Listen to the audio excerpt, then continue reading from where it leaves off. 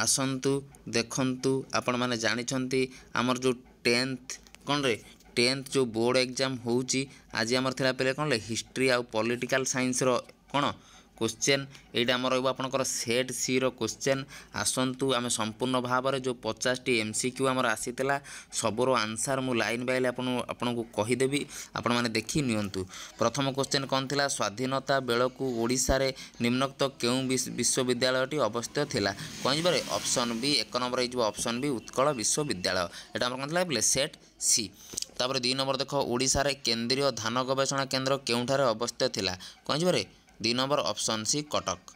तापर आम जा 3 नंबर क्वेश्चन देखा भारतीय आलुमिनियम कंपानी नाल्को केउठारे अवस्थित कौन बारे option A Angul. 4 number question देख भारतर रेलपथ केउ मसीह आरंभ होता 1853 4 नंबर कौन ऑप्शन ए। 5 नंबर देख माड्रास तेलुगु भाषाभाषी अंचल को नहीं केउ राज्य गठन करा जायछि कौन बारे 5 नंबर ऑप्शन सी।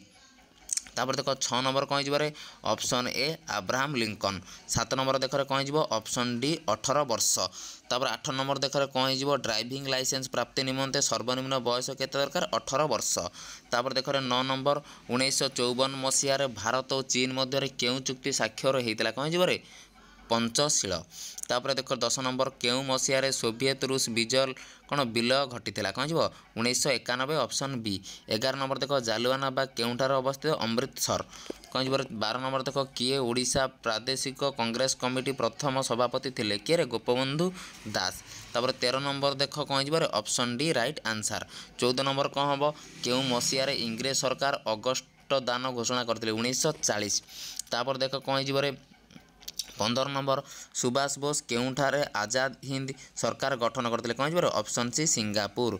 तापर 16 नंबर देख किए उत्कल दीपिकार संपादना करते कौन बारे ऑप्शन ए गौरीशंकर राय। तापर 17 नंबर देख उत्कल सम्मिलनी प्रथम अधिवेशन केउठारे अनुष्ठित होता कौन बारे ऑप्शन बी कटक। तापर देख कौन who was the Philip Duck committee constituted कौन बारे 18 नंबर ऑप्शन सी 1924। 19 नंबर देख कौन देखिए स्वतंत्र ओडिशार प्रथम राज्यपाल किए थे सार जॉन ऑस्टिन हबाक 19 नंबर कौन ऑप्शन ए। 20 नंबर देख कौन देखिए क्या भारतर बिस्मार्क बोली कहुए कौन बारे ऑप्शन सी वल्लभ भाई पटेल कौन बारे 20 नंबर ऑप्शन सी वल्लभ भाई पटेल। 21 नंबर देख कौन बारे ऑप्शन ए 11। 22 नंबर देख कौन बारे 1947 मसीहा पर गोवा रे केउ माने शासन करथिले पोर्तुगीज 23 कौन ऑप्शन बी पोर्तुगीज। 24 देख केबे योजना आयोग गठन कराइला कौन बारे ऑप्शन डी 1950। तापर 24 नंबर देख परमाणु शक्ति आयोगर प्रथम अध्यक्ष किए थे होमी जहांगीर भाभा। तापर देख अंगनवाड़ी केन्द्र कहले कौन बुझ शिशु मानकर शिक्षा केन्द्र।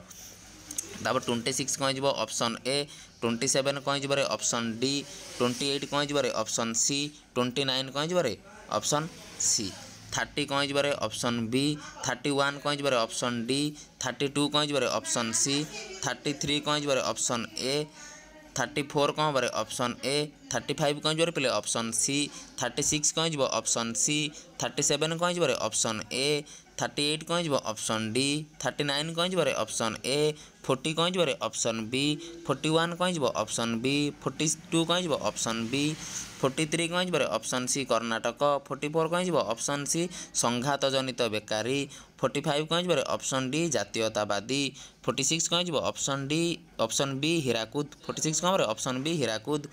तापर 47 कौन बारे ऑप्शन सी महाराष्ट्र। 48 कौन बारे ऑप्शन बी मूसाबणी और मांगानीज। 49 कौन बारे कोयला।